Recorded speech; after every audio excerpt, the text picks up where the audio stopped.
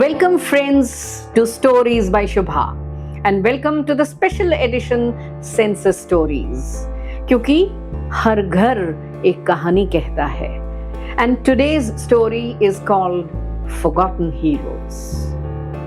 The entrance to the house was so low that Sahil had to literally bow down.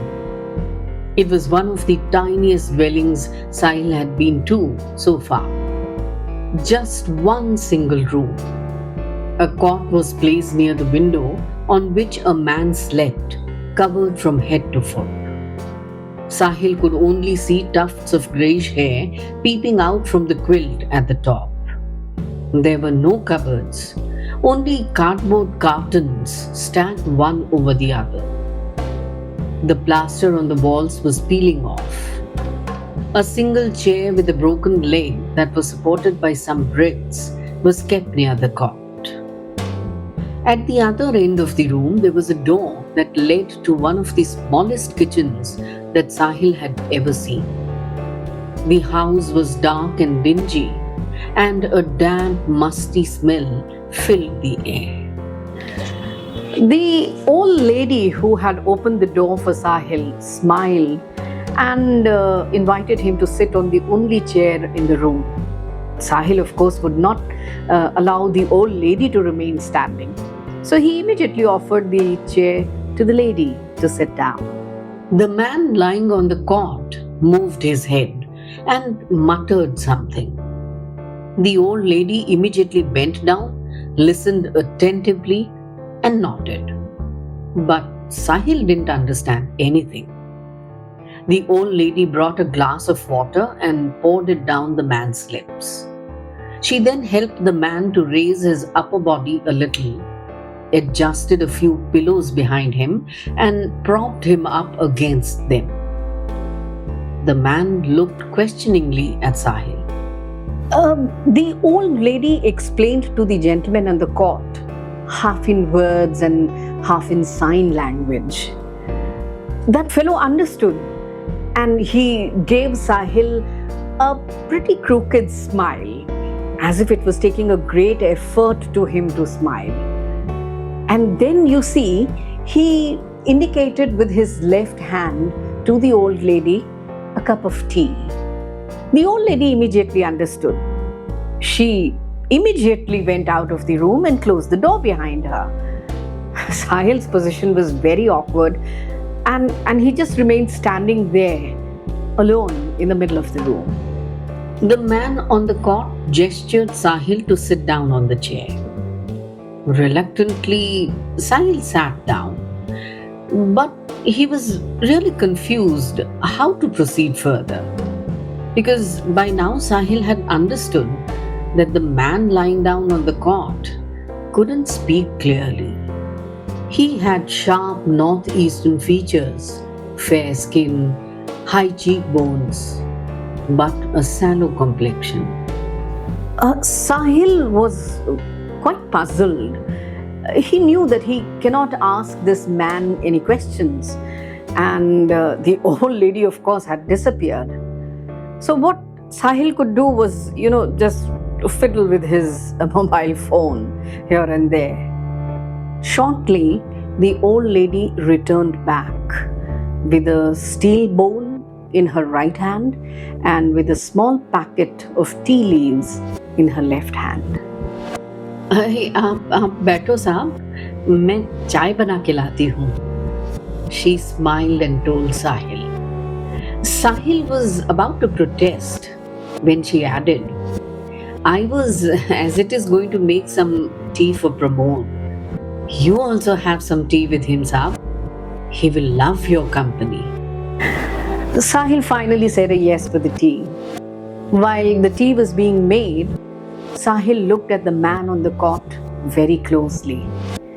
This man was trying to adjust the pillow on his right side with his left hand. And he was failing to adjust the pillow.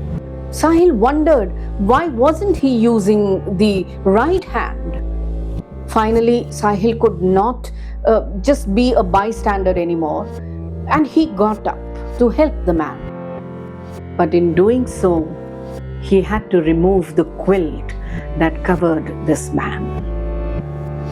And it was then that Sahil saw that the man's right hand was limply placed on the cot, immovable. Oh God, the fellow was paralyzed entirely on the right side. Now Sahil understood why he couldn't understand anything that the man was telling the old lady a few minutes ago. Pramod Negi was a commando with the Kumaon regiment. He grew up in the tough terrains of Uttarakhand, a region on the foothills of the Great Himalayas. Pramod walked nearly 10 kilometers every day to attend school in the next village. Pramod was a fearless young child.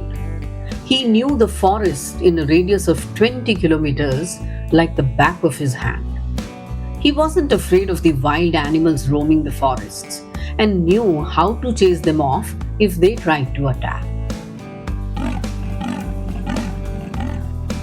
One day, Pramod was helping his sister fill up pots of water from a mountain stream when suddenly a leopard crept up from behind. Pramod's sister shrieked, but Pramod did not lose his nerve at all. He picked up a huge branch lying near the stream and, shouting at his loudest, scared off the animal. An army officer watched the entire spectacle from a distance, and he was quite stunned by the bravery of this little boy. He was equally touched by the boy's gesture of shielding his sister against a dangerous wild animal. This officer helped Pramod get admitted into a Sainik school. Pramod was a brilliant student. He then later on got recruited into the Indian Army. And his combat skills and his fearlessness and his toughness, which he had obtained from roaming around in the hills of Uttarakhand, made him clear the toughest courses in the army. And finally, Pramod became a commando. One night, Pramod's unit was called in for an emergency. A place of worship was attacked by some terrorists. Hundreds of innocent people were trapped inside the premises, with the terrorists closing all exits. The commando unit had to take down the terrorists in such a manner that the civilians' lives were not put in danger. Pramod was in the second rung of the plan, with the specific role to take the hostages to safe exits. Moving stealthily like a cat, Pramod jumped over a 10 feet wall into a veranda and noiselessly cut the window pane of a hall where nearly 40 people were being held as hostages. Pramod almost slithered inside the room and crawled up to where the lone terrorist was standing with an AK-47. He was gazing out into the corridor, guarding the door of the hall. Pramod crushed the terrorist's neck without a single sound. However, the hostages were not army trained. Since hours, they had spent every moment scared to death. Now, when they saw a single commando overpower the terrorist, all of them foolishly broke out into great shouts of joy. Pramod instantly gestured them to keep quiet. But by then, 2 other terrorists in adjoining rooms, they were alerted. Pramod immediately began to guide the hostages towards the window, asking them to quickly but quietly jump into the veranda. The third batch of commandos had brought in rope ladders and began overhauling all the hostages outside the wall to safety. The 2 terrorists began to fire rampantly at the heavy wooden door to create holes and barge in. Pramod returned fire to scare them off while pushing the hostages towards the window. The room began to fill up with smoke and visibility decreased substantially. Pramod tried to shield as many civilians possible behind him and gradually kept on stepping backwards while firing at intervals to stop the terrorists from breaking down the door. Finally, Pramod's fellow commando shouted, "All clear." Pramod now had to himself jump over the window and race to the ladder at the other end of the veranda. But as Pramod reached the window amidst the smoke of the firearms, he suddenly noticed a little boy, around 7 or 8, standing all alone in one corner. He was trembling from head to foot. Perhaps in their panic to jump to safety, people had forgotten this little child here. Pramod rushed towards him and pulled him towards the window. But the boy was so terrified that he wouldn't move at all. So Pramod simply grabbed him and lifted him in his arms. Just at that moment, the terrorists burst open the door. Pramod had about 10 seconds to rush to the window. His fellow commando covered Pramod by firing at the terrorists. They weren't prepared for this kind of an attack. So they turned back to run to the corridor.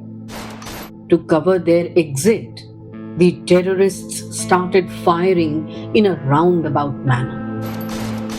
Sadly, it coincided with Pramod's attempt to jump over the window with the boy clutched in his arms. The first bullet pierced his throat on the left, and the second bullet got lodged in his lower spine. Pramod let out a muffled cry of pain and collapsed. When Pramod opened his eyes in the hospital, everything was hazy and blurred. He couldn't recognize anyone. His right side was paralyzed and his voice box was partially damaged. His movements and speech were severely limited. He had remained in a comatose state for 8 months. Pramod needed round-the-clock medical attention. The government covered his medical bills for the next 2 years. But once Pramod began to walk a little with the help of crutches, he was discharged from the hospital, retired from the army, and given a small pension. That pension could barely cover the medical costs of Pramod's betterment. There were physiotherapy sessions, there were oral medications, there were injections to be taken. The family also had to vacate the army quarters. Well, life had become very tough. Yes, Pramod's regiment mates definitely got together. They pulled in some money and they bought a small house for Pramod right next to the hospital just to help him a bit. But as each day passed, the rising costs of living and medical bills forced Urvashi, Pramod's wife, to work in a factory in the night shift. She would then go to an NGO to make namkeen during the daytime. Pramod's son, now 16, took up car washing to contribute to the family's earnings. His daughter worked as a caretaker with an old lady at the other end of the city. Pramod's mother had to come to look after her son. It's been 10 years now, Sahil, that we have been living like this. कोई पूछने नहीं आता है साहब, बस ये एक pension देते हैं, उससे तो इसकी दवाई भी पूरी नहीं हो पाती. Doctors say that Pramod's condition will not improve beyond this. But साहब मैं रोज उसकी मालिश करती हूँ साहब. His hand and legs do move a little now. He is able to get up from bed now with the help of crutches. The old lady then brought 2 cups of tea. Sahil understood that the quantity of milk and sugar were enough only for 2 cups of tea. He quietly got up, went to the kitchen, and brought a saucer. Then he poured some tea into it and offered the cup to Pramod's mother. The old lady's eyes filled with tears. मेरी बहू आज दूध और चीनी लाने ही वाली थी साहब, पर वो 12 बजे तक आती है ना, इसलिए I had to borrow milk and sugar from our neighbours. They are nice people साहब.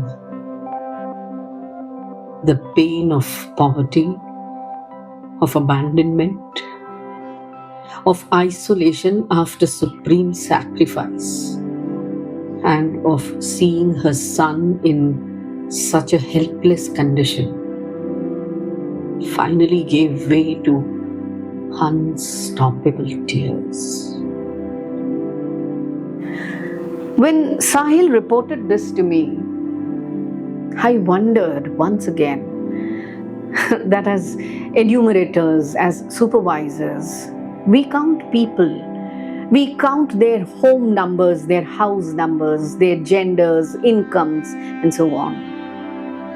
But do we ever record their struggles, their troubled history, their service to the nation, their sacrifice for our motherland? We certainly count numbers in every home. But do we ever pay attention to the emotions of that home or to the sentiments of the people living in these homes? Most importantly, what do we do when we come across such forgotten heroes?